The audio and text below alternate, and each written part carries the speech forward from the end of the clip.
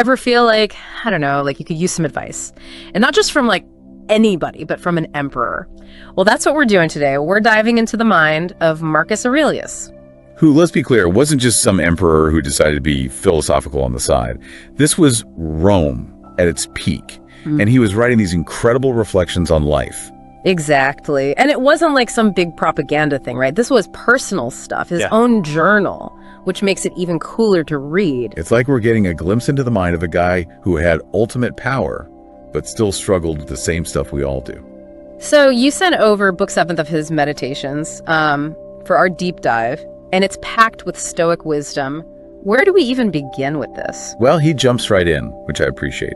Aurelius kicks off book 7th with this observation about how wickedness and hardship, they're not new. Like, he's seen it all before. And by he, I mean humanity. Right. It's that whole nothing new under the sun idea. But he doesn't find that depressing. He seems almost reassured by it. And that's where Stoicism comes in. It's not about being passive in the face of suffering. It's about understanding that we're part of something much bigger than ourselves, and finding a strange comfort in that, in the repeating patterns of history, of human nature. Okay, so how does that work in our modern world? Because honestly, we're obsessed with the next new thing. Do we miss out on some wisdom by constantly chasing novelty? That's a good question to ask ourselves, for sure. And speaking of patterns, Aurelius dives right into one of the core principles of Stoicism in, like, the second passage, the power of our own minds. Oh, here we go. This is where people either get Stoicism or they think it's nuts. He basically says that our thoughts about events have a bigger impact on us than the events themselves. Okay, so let's say, I don't know, I'm stuck in traffic again. So he'd say, it's not the traffic that's ruining my day, it's my reaction to it. Exactly. And that's where we actually have control. He's not saying become an emotionless robot. It's about choosing how we frame those emotions, what principles guide our reactions. He calls them dogmata, right? Our core beliefs, but they're not set in stone. Right. It's not like you decide once and you're done. He actually uses the phrase live again to describe this process of reminding ourselves what truly matters, especially when things get tough. I love that. It's like hitting the mental reset button. And then he goes on to use this really vivid metaphor, comparing life to a stage play. It's easy to read that cynically, like we're all just puppets. But he's getting at something deeper, I think. It's like, yeah, there's a script, there are roles, but how well we play our part, that's what actually matters, not the costumes or the set design. Exactly. And this goes back to Stoic virtue. True worth isn't about fame or fortune. It's about living virtuously, regardless of the role you've been given. Which, let's be real, is a lot harder than it sounds. Like, intellectually, yeah, I get it, but then that promotion comes up or whatever, and suddenly it's all about those external markers of success again. It's a tension Aurelius definitely felt too. He doesn't let us off easy. In the 4th passage, he talks about scrutinizing our every word and action, not for show, but for our own self-improvement. That's a lot of pressure, but also so relevant to our world of information overload. We're constantly consuming, but are we really paying attention to our own choices, our actions? It's that mindfulness piece that he's really emphasizing. To move beyond just going through the motions, to really aligning ourselves with our values, with reason. Which is so hard in our world of distractions. But then Aurelius throws us another curveball, right? He talks about the importance of collaboration, of humility even. Which, coming from an emperor, you wouldn't necessarily expect that, but he readily admits that even he needed help sometimes. He does. It's kind of refreshing. So it's not weak to ask for help. Not at all. It's recognizing that we're all interconnected and that acknowledging our limitations can actually help us achieve more together. Okay, so how does that tie into this whole sacred knot idea I keep hearing about? That's where this idea of interconnectedness takes center stage. Okay, so walk us through it. What is this sacred knot all about?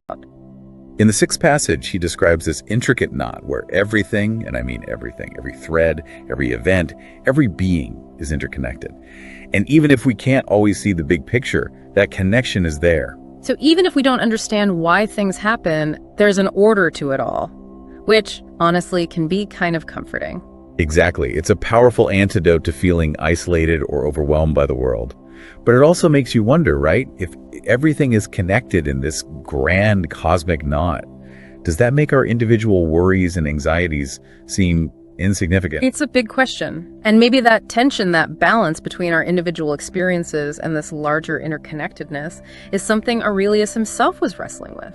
Which leads us to his exploration of what lasts, what's eternal, versus what's fleeting, what fades away. And he goes deep on this in the 7th passage. We're talking life, death, the material world, the spiritual realm. He's covering it all. Using some pretty complex language, too, if I'm being honest. He does. But essentially what he's saying is that everything we experience in this physical world, our accomplishments, our failures, our possessions, even our anxieties, it all eventually returns to the source. Like it all fades into the background noise of existence. In a way, yes. But it's not meant to be depressing. He's highlighting what truly transcends our limited time on Earth. So if everything's temporary, what's the point? Is he saying nothing we do matters? He wouldn't say nothing, but he's definitely pushing us to think about what kind of impact really lasts. And this is where passage 8 gets so interesting, because he ties it back to our ability to reason. Okay, back to that. But I thought Stoicism wasn't about being some kind of logic machine ignoring your feelings. It's more like, imagine your emotions are a powerful river. Reason, the way Aurelius talks about it, is like building a dam. Not to stop the flow, but to harness its energy, direct it purposefully. Ooh, okay. I like that, because earlier we talked about virtue. So is he saying that using our reason well is what leads to a virtuous life? He connects those dots really explicitly, which I find helpful. Because it's easy to say, be good. It's harder to know what that looks like day to day. Totally. So how does Aurelius bridge that gap? What's he saying we should be doing with this reason thing? He argues that what's natural is rational. Like, it's woven into the fabric of existence, this capacity for logic. So when we're making choices that line up with how the universe works, that's when we're being our most rational selves. And that's where virtue comes in. Because Stoicism isn't about just following any rules. It's about aligning ourselves with what's inherently good, what makes sense on a bigger level. Okay, so this is where I always struggle a bit. Because, who decides what's natural or good on that grand scale? It feels subjective. And that's where things get really interesting, because Aurelius doesn't give a rule book. He keeps emphasizing that this capacity for reason, it's within each of us. So it's not about Aurelius telling us the answers. It's about trusting ourselves to figure it out. And that's where the dogmata come back in, right? Those core beliefs we talked about earlier, we develop them through reason, through self-reflection, but also through experience, through engaging with the world around us. Okay, so there's this balance between trusting our gut, but also being thoughtful, not just reacting emotionally all the time. Exactly. It's like Aurelius is saying, look, you have this incredible tool, this capacity for reason. Use it. Don't let it go to waste. Which is a nice pep talk, but also, let's be real, life often throws us curveballs. How do we hang on to that sense of reasoned action when everything's going sideways? That's where the sacred knot comes back in. Yes, the knot. Tell me more about this knot, because earlier it felt a bit abstract. So Aurelius uses this metaphor to describe the interconnectedness of all things. Imagine a knot so intricate, so tightly bound, that every single thread, every being, every event is essential to the whole. Okay, so how does that help when I'm having a terrible day and everything feels random and unfair? It's a reminder that we're not alone in our struggles, in our joys, in our search for meaning. And even when we can't see the bigger picture, even when things feel chaotic, there's an underlying order to it all. And that can be kind of comforting, right? Even if I don't understand why something's happening, it's not just random chaos. Exactly. It's about trusting that there's a larger purpose at play, even if it's beyond our current understanding. And that maybe, just maybe, our individual actions, even the small ones, contribute to that larger purpose in ways we can't even imagine. It's about recognizing that we're part of something much greater than ourselves. And that realization can be incredibly humbling, even awe-inspiring. It makes you want to live a little more intentionally, right? Knowing that everything's connected in this grand cosmic knot. Exactly. It's about recognizing the significance of every interaction, every choice we make, and perhaps finding a sense of peace in knowing that even amidst the chaos and uncertainty of life, there's an underlying order to it all. And that even emperors, with all their power, felt that same sense of wonder and maybe even a little bit of overwhelm at the immensity of it all. Absolutely. Because at the end of the day, we're all human, grappling with the same fundamental questions about our place in the universe. Which makes me wonder, if Aurelius were here today, what would he make of our modern world? He was living in a time of massive change and upheaval in Rome. Could he have ever envisioned the world we live in now, with all its complexities and constant connectivity? It's hard to say, right? Like, imagine explaining the internet to someone from ancient Rome. But he was grappling with this idea of interconnectedness. So who knows, maybe he'd have some insights into our modern world that we haven't even thought of. It's mind-blowing when you think about it. This emperor, thousands of years ago, and his words are still relevant to us today. It speaks to the timelessness of these Stoic ideas. They're not bound to any one era or culture. They get at something fundamental about the human experience. Exactly, and I think that's why people are still drawn to Stoicism today, even if they don't realize it. Like, we're all looking for ways to navigate this crazy thing called life, to find meaning and purpose in a world that often feels chaotic and uncertain. And that's where these ancient thinkers can offer some surprisingly relevant guidance. They weren't just philosophers, they were people who lived and breathed these ideas, who tested them out in the crucible of their own lives. Which, for our listener, I think is a really important point. It's easy to get caught up in the intellectual side of Stoicism, but ultimately it's about putting these ideas into practice, about using them to live better, more fulfilling lives. Absolutely. It's not just about reading the text, it's about embodying them, about letting them shape the way we see the world and interact with it. So as we wrap up our deep dive into Marcus Aurelius, into this idea of finding wisdom in unexpected places, is there one thing, one takeaway that you hope our listener carries with them? You know, we've talked about a lot of big ideas, but if I had to pick one, it would be the importance of cultivating our own inner sense of peace and purpose. Because ultimately, that's what allows us to navigate the ups and downs of life with grace and resilience, no matter what challenges we face. I love that. It's like Aurelius is whispering across the centuries, hey, the world's a wild place, but you've got this. Exactly. It's about recognizing that we have the power within us to choose our responses, to focus on what we can control, and to find meaning and purpose even in the midst of difficulty. It's a beautiful message. And on that note, a huge thank you to you for lending your expertise to this deep dive. I always learn so much from our conversations. The pleasure was all mine. It's always a joy to explore these ideas with you. And to you, our listener, thank you for joining us on this journey into the heart of Stoic wisdom. We hope you found it as thought-provoking and maybe even a little bit transformative as we did. Until next time, keep exploring, keep questioning, and keep seeking out those timeless truths that connect.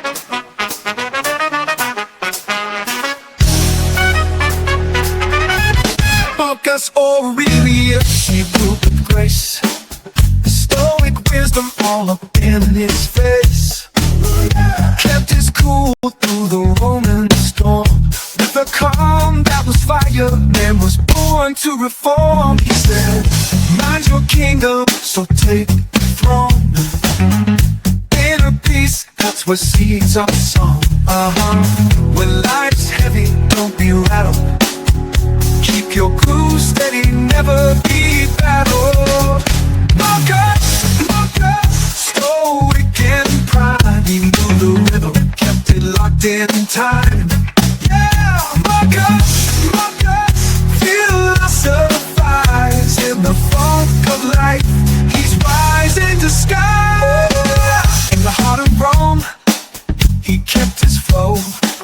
Through wars and trials, he'd never fold. No way. With thoughts like gold and so deep. A funky emperor in wisdom he's steep.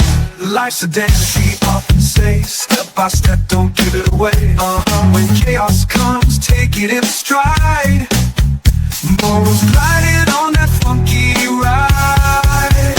From the palace to the streets, his wisdom spread. Stoic vibes in every word he said.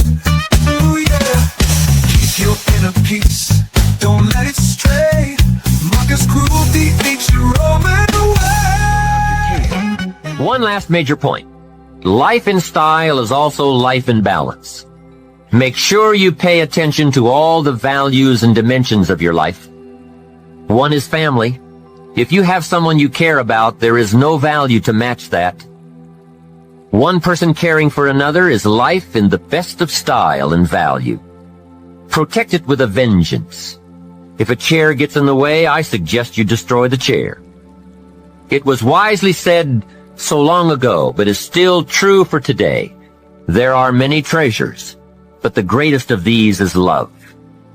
Better to live in a tent on the beach and have a love affair than to live in a mansion by yourself. Ask me. I know. Family must be cultivated like an enterprise, like a garden. Time and effort and imagination, creativity and genius must be summoned constantly to keep it flourishing and growing. Next is friendship. A priceless value, friendship. Friends are those incredible people who know all about you and still like you. Friends are those people who are coming in when everyone else is leaving. And, as someone once suggested, be sure to make the kind of friends on your way up who will take you in on your way down. Life is a bit of both up and down, but with true friends, friends who care regardless of your circumstances, the ups are more automatic and the downs less devastating. I do have one very special friend, though. If I was stuck in a Mexican jail and accused unduly, I would call this friend. Guess why I'd call this friend? He would come and get me. Now that is a friend. Someone who would come and get you. Guess how much you would spend to get me? Right, as much as it would take. It all begins and ends in your mind. What you give power to has power over you. Work on mastering your mind.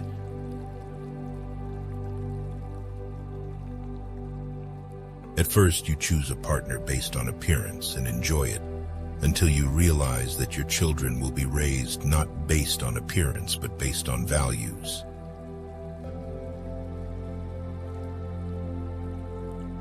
You cannot find peace by avoiding life. Virginia Woolf.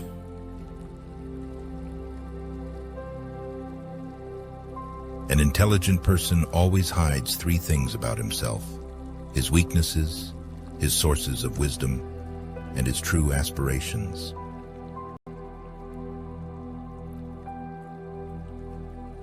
Most people stay in the same place for a reason.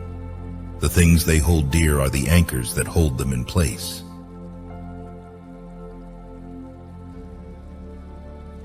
When we transform ourselves, the world changes because the world is a projection of ourselves. Deepak Chopra.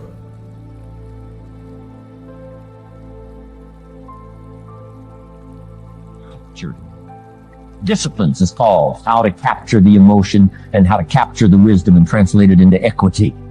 Disciplines. You start walking around the block, it'll inspire you to get an apple. Get an apple, it'll inspire you to get a book. Get a book, it'll inspire you to get a journal. Get a journal, it'll inspire you to grow, develop some skills. All disciplines affect each other. Every lack affects the rest. Every new affects the rest. The key is to diminish the lack and set up the new. And you've started a whole new life process. Also, one more thought on discipline. Here's the greatest value of discipline. Self-worth. Self-esteem. People are teaching self-esteem these days, but they don't connect it to disciplines. The least lack of discipline, and it starts to erode our psyche. One of the greatest temptations is to just ease up a little bit. Right? The slightest lack of doing your best starts to erode the psyche. Instead of doing your best, doing just a little less than your best. Sure enough. You say, well, it's just going to affect my sales. No, it's going to affect your consciousness. It's going to affect your philosophy. Now you've begun in the slightest way to affect your own philosophy. Here's the problem with the least neglect. Neglect starts as an infection. And if you don't take care of it, it becomes a disease. And one neglect leads to another. And the worst of all, when neglect starts, it diminishes our self-worth, our self-confidence, our self-value. You say, well, how can I get back my self-respect? I'm telling you, you don't have to go to 29 places.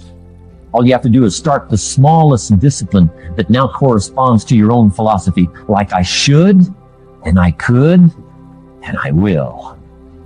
No longer. As several members in one body united, so are reasonable creatures in a body divided and dispersed, all made and prepared for one common operation. And this thou shalt apprehend the better, if thou shalt use thyself often to say to thyself, I am Melos, or a member of the mass and body of reasonable substances. But if thou shalt say, I am Meros, or a part, thou dost not yet love men from thy heart. The joy that thou takest in the exercise of bounty, is not yet grounded upon a due ratiocination and right apprehension of the nature of things. Thou dost exercise it as yet upon this ground barely, as a thing convenient and fitting, not as doing good to thyself when thou dost good unto others. What the ancients called a clever fighter is one who not only wins, but excels in winning with ease.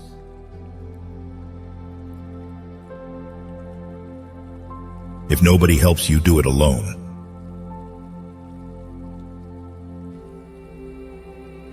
It is never too late to be what you might have been. George Eliot.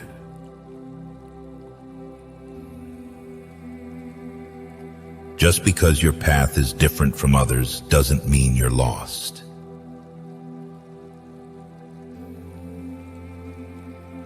Excuses are always there and easy to make. Finding a way is what takes courage.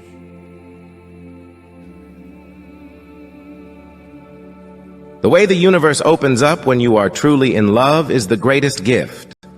Rumi.